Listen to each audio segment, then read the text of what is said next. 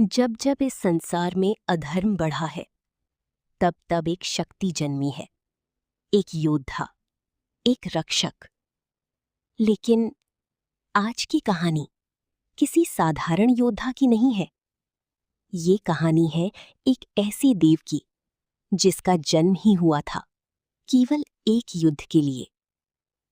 कार्तिकेय, देवताओं के सेनापति और अधर्म के अंत का प्रतीक।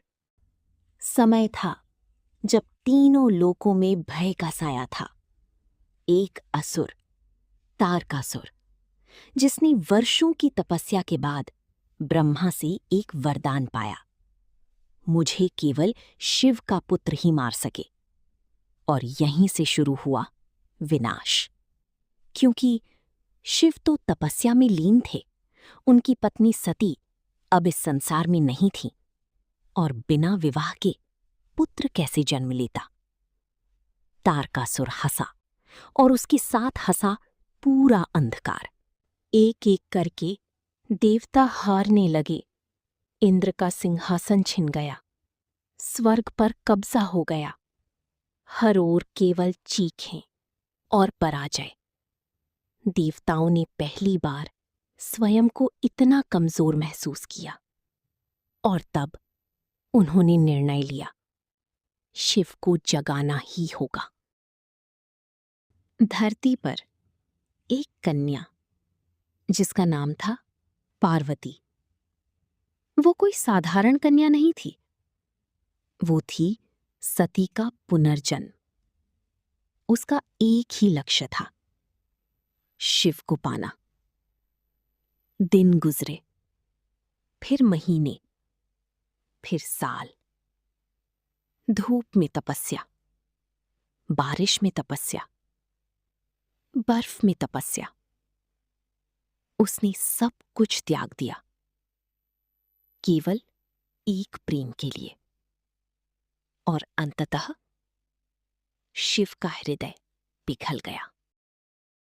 कैलाश पर्वत पर देवताओं और ऋषियों के बीच एक दिव्य विवाह हुआ। शिव और पार्वती एक हो गए, और उसी क्षण ब्रह्मांड में एक नई ऊर्जा जाग उठी। लेकिन कार्तिकेय का जन्म सामान्य नहीं था।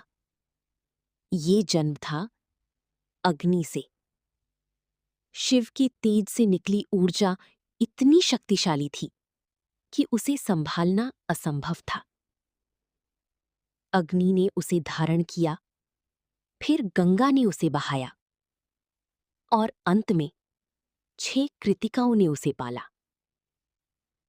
एक बालक जिसके 6 मुख थे, जिसकी आंखों में आग थी, वो था कार्तिकेय। बचपन से ही उसमें एक अलग शक्ति थी। वो खेलता नहीं था, वो अभ्यास करता था। उसका हर कदम युद्ध की तैयारी था।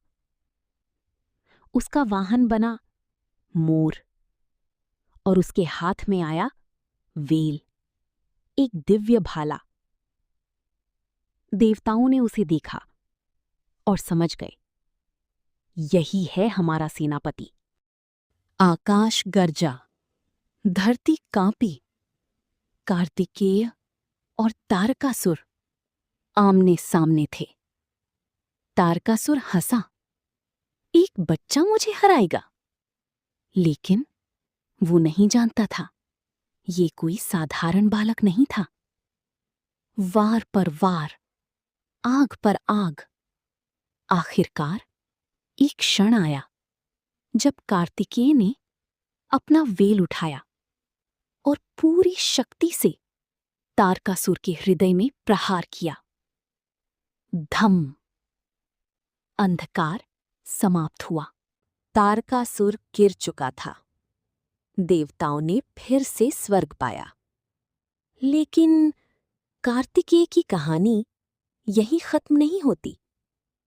वो केवल एक योद्धा नहीं थे, वो थे धर्म के रक्षक, ज्ञान, शक्ति और साहस के प्रतीक। और शायद आज भी जब भी अंधकार बढ़ता है, कहीं ना कहीं एक कार्तिकेय जन्म लेता है।